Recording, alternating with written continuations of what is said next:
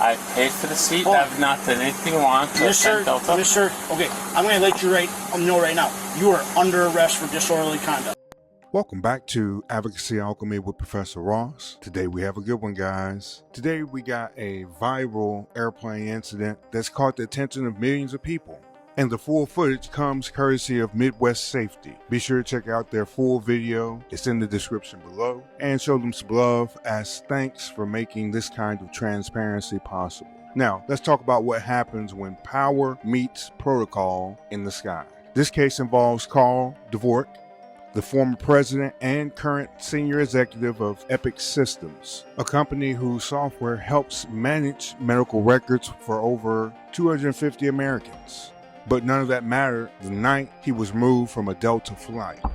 Flight attendants believed he was intoxicated, he refused to cooperate, and he claimed confusion.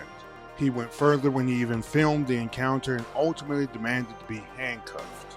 It's all caught on cam, and what started as a minor crew concern turned into an arrest. And here's a key lesson. Even if you've achieved everything you've dreamed of, you still have to comply with the law. Because status doesn't travel with you, behavior does. And today we'll break down how the law sees these incidents and whether it's misconduct, defiance, or just miscommunication gone viral. With that, let's jump in. So we've deplaned all the other passengers. He's refusing to come out of his seat. Is this an inbound or outbound? Outbound. Also taken off. It was trying to. Is he intoxicated? It was believed he was intoxicated, but he wouldn't come out, so we could evaluate him. First he passed out in the seat, and then when we tried to get him out, he woke up. He didn't know where he was at, but he's talking to everybody, making noise, videotaping the whole thing. He said, "Bring on the sheriff." He sure did. Okay. So they want you off the plane, okay? For whatever reason, they... I have no idea why. And I have no idea why. Alright, so you want to hop off and come talk to us out there? No, I don't. No, not at all. I have no idea why. No one said anything to me. What was the initial reason he didn't want? Because he was... The crew felt like he was intoxicated because... And he was unfit to fly, basically. Right, but we tried to evaluate, but he refused to even come out to the evaluation. All right, Mr. What's your name? Dvorak. So the reason why they wanted you off the plane, they just told me. Why? Because they believed you were intoxicated based on... Hold on. Let me finish, okay? So Delta, if they think you're intoxicated, unfit to fly, they have the right to ask you to leave, because once you go up in the air, your intoxication level gets worse and you could get sick. Can you give me I'm not intoxicated in any way, shape, or form. Can you give me an intoxication test right now? What do you mean? A breathalyzer. I'm not intoxicated. Okay, so why would they believe that? I have no idea. Did you consume any alcohol today? One drink on this plane. Okay. One drink. You take any narcotics? No. Okay, so then why would they believe that you're... I have no idea. No idea. Why don't you tell me your side of the story real quick before we go on? I have no idea. Okay, so... Do you have a breathalyzer? I'll take it. I don't have one on me right now. Hold on. So at this point, they want you off the aircraft, okay? Because they deplaned this whole entire plane that's going... No, they just did that 2 minutes ago, and I don't know any understand why. We just go to Madison, and I'll be good. I'll take a breathalyzer if you have it.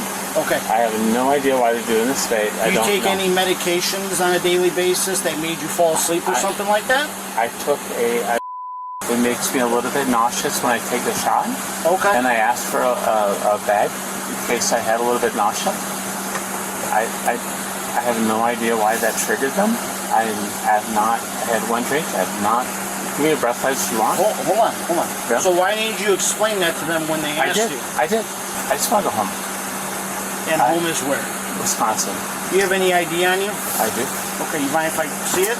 You won't take it, will you? No. Just gotta document what we did today, okay?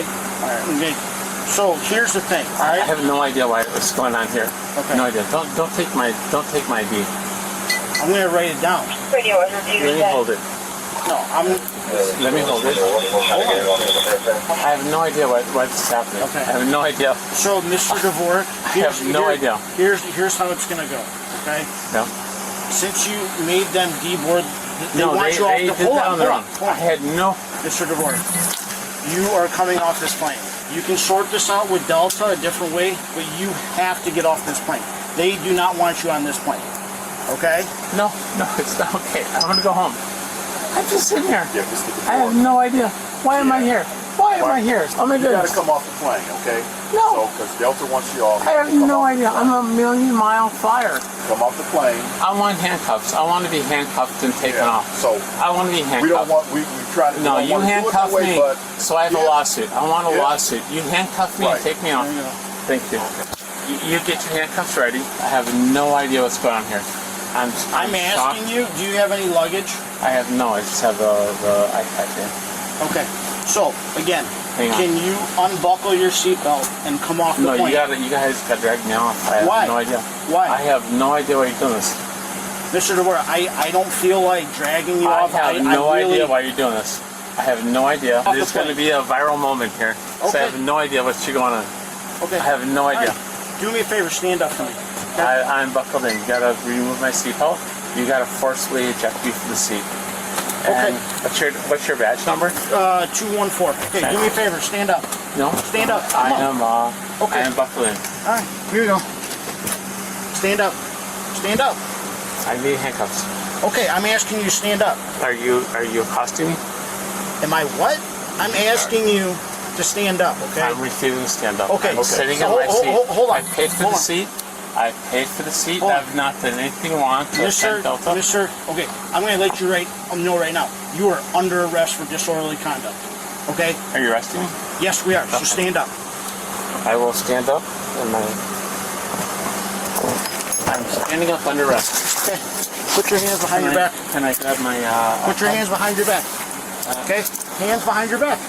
Hands behind your back, okay? Come on, don't tense up. Put your hands behind your back, all right? we'll grab everything after we Okay, hold on. Hey, hold on. Okay? Don't move. I'm not moving. Okay, come on, let's go. You want to do me a favor, partner, and walk in front of him? Okay. I'm going to walk him down the jet bridge. Can I grab the side? No, hey, listen, walk down the stairs. Okay. Hold on, right here. I've never been arrested in my life. Okay, right here. It's the first day. Do not move. I'm not moving. Spread your feet. I have no fucking Right here. idea what's happening. Right here. Step into the police car. Okay? Can you pull my pants up? Yes, I will. Sit in the car. Hold my shoulder, okay? I got you. We're going to our police station. We take you out of those handcuffs when we get there, okay? It hurts. You're under arrest. You're going back to our holding facility, okay? For disorderly conduct, okay? You're under arrest. Yes, you did. You deboarded that whole entire plane prior to our arrival. No idea why. Mr. Dvorak, I'm not going to argue with you anymore, okay? I'm just going to tell you we're going to see how intoxicated you are. We're taking you back to our holding. Okay. Now, let's look at the law in this scenario. Now, there's only two laws we're going to look at, so let's take our time. The first is disorderly conduct. All right, now this is a misdemeanor offense, okay? It includes a broad range of things. We have refusing lawful commands, disturbing public operations, or causing alarm in a public space.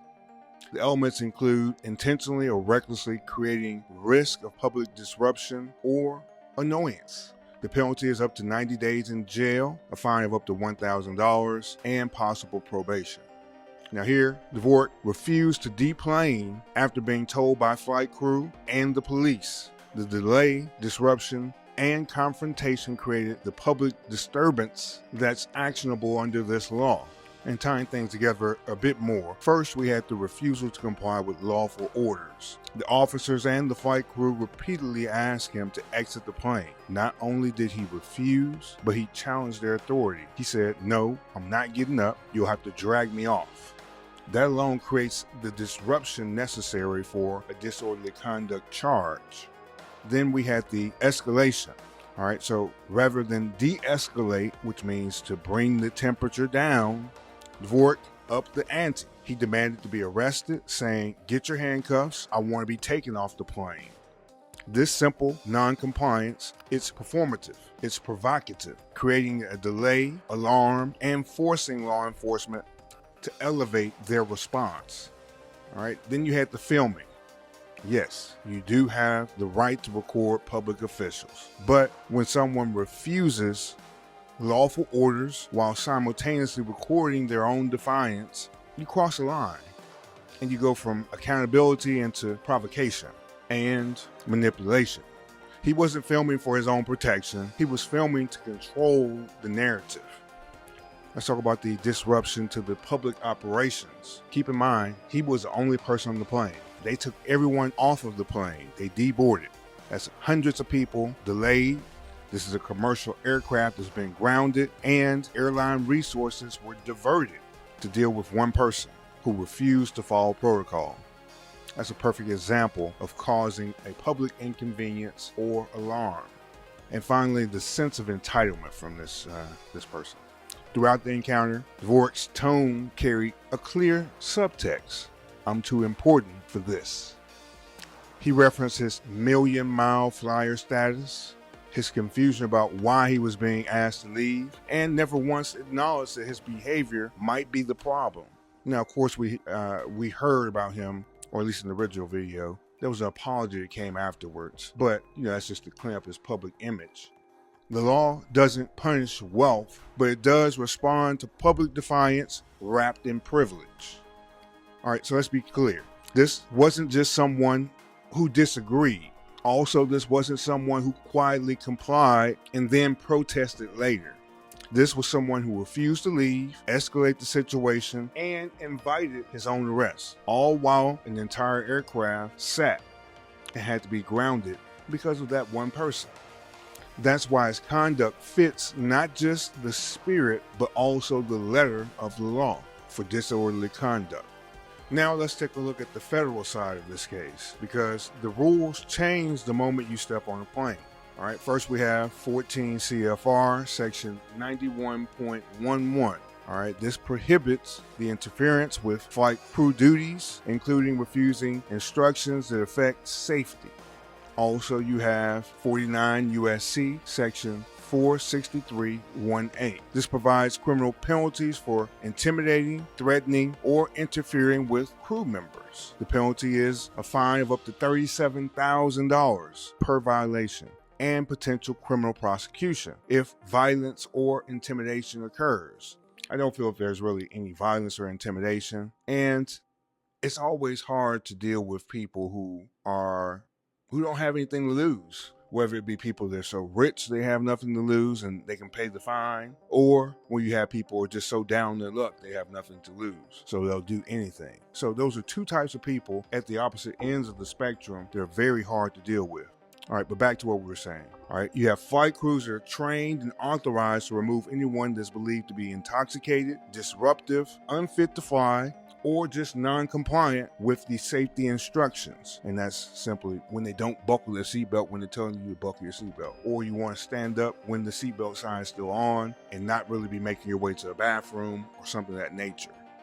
And remember, when we're talking about these rules that are in effect when you're on the plane, you don't have to prove intoxication beyond all doubt, okay? This isn't a criminal context or evidentiary standard we're talking about, all right? This is just a reasonable belief that the person is a safety risk or will be a safety risk once in the air.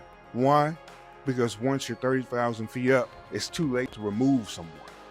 Here, Dvorak refused evaluation, he delayed the crew, he created a scene. That's exactly the kind of behavior these laws are meant to deal with. So it doesn't matter if you look at this from a state side or a federal side. The results are the same. He disrupted operations, he ignored safety authority, and he escalated instead of cooperating.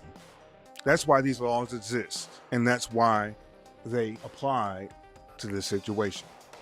Let's break this case down using our 6 levels of evidentiary standards. These are the building blocks of how each legal case happens.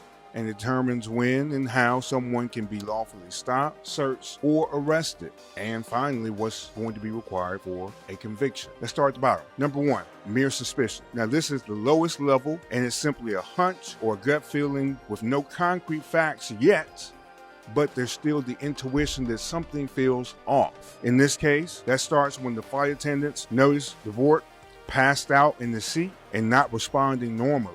He looked disoriented, and the crew couldn't tell if he was intoxicated, medicated, or something else altogether. But their intuition said, this needs our attention before we can leave. Number 2, reasonable suspicion. Now we have the level where there are specific articulable facts that suggest some wrongdoing is taking place or that criminal activity is afoot. It's enough to investigate, but we're not really at the level yet to make an arrest. Here, Dvorak woke up confused. He refused to exit, and he wouldn't cooperate with a voluntary evaluation. The crew and the officers had a reasonable basis to believe that he was either intoxicated or that he wasn't fit to fly, and both of those justify further intervention. Number 3, probable cause. Now, this means a reasonable person would believe, based on the facts and circumstances, that a crime is being committed. This is the level that allows for an arrest or for the government to go and get a search warrant or an arrest warrant. By this point, Dvorak had refused multiple lawful commands, he delayed the entire flight, he requested to be handcuffed, and he provoked further escalation. That's enough to arrest him for disorderly conduct under state law.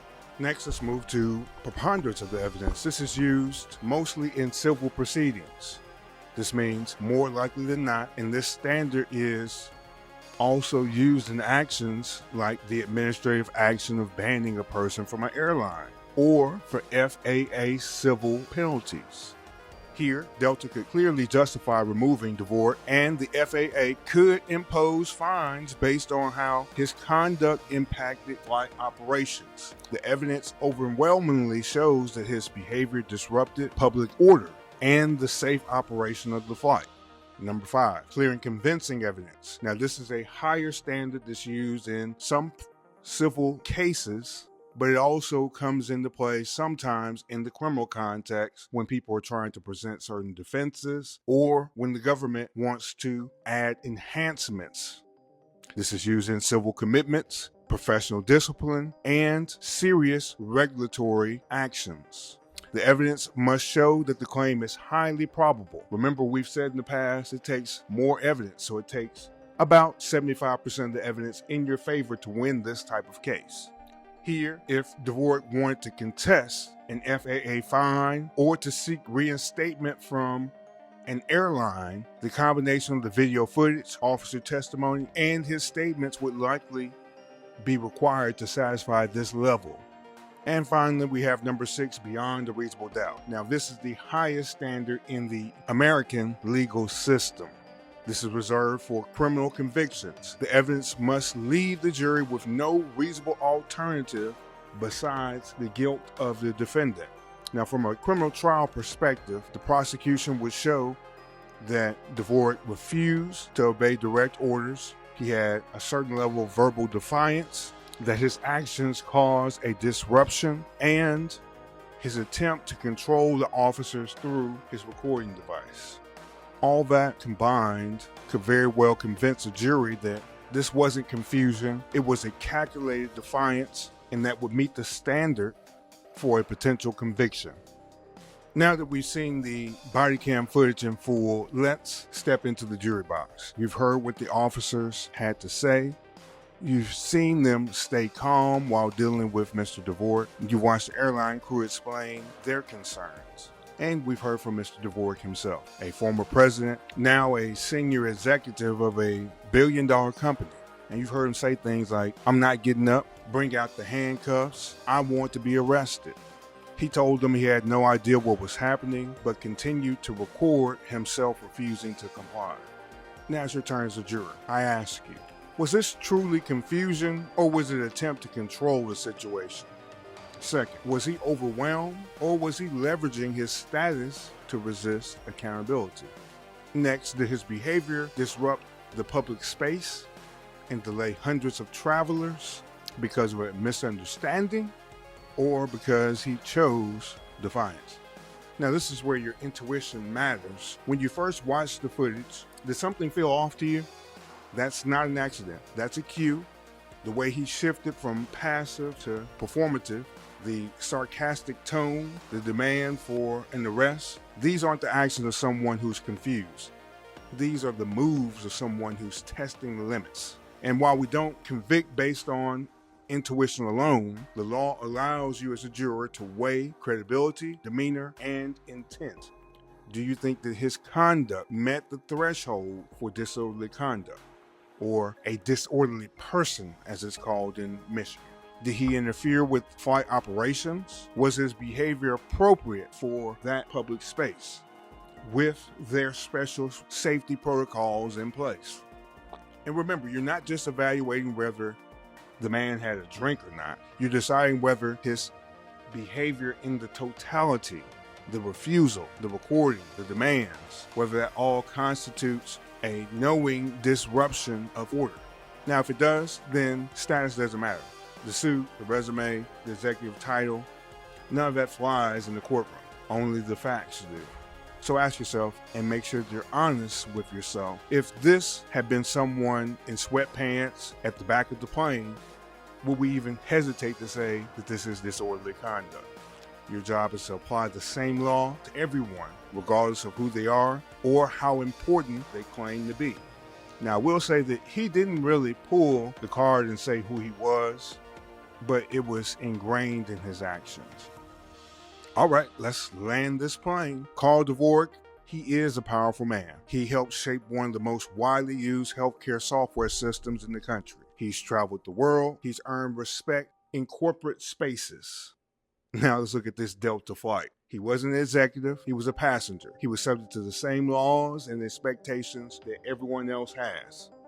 In that moment, he refused to follow simple commands. He delayed an entire plane and dared officers to arrest him, all while recording himself for what seemed to be future leverage.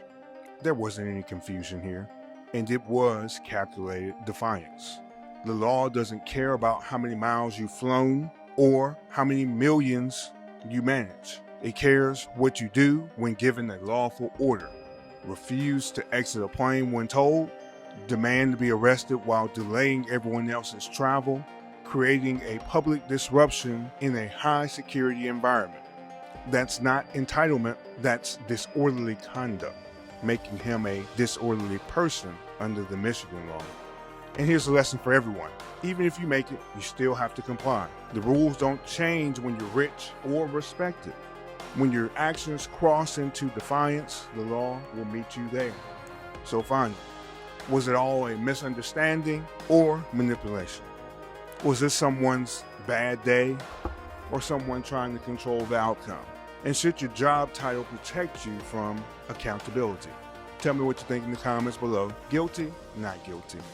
And make sure to like, share, and subscribe. Remember, this is Advocacy Alchemy, and I am Professor Ross. I'll see you tomorrow. Have a great day, and be safe out there. Make some smart decisions. I'll see you soon.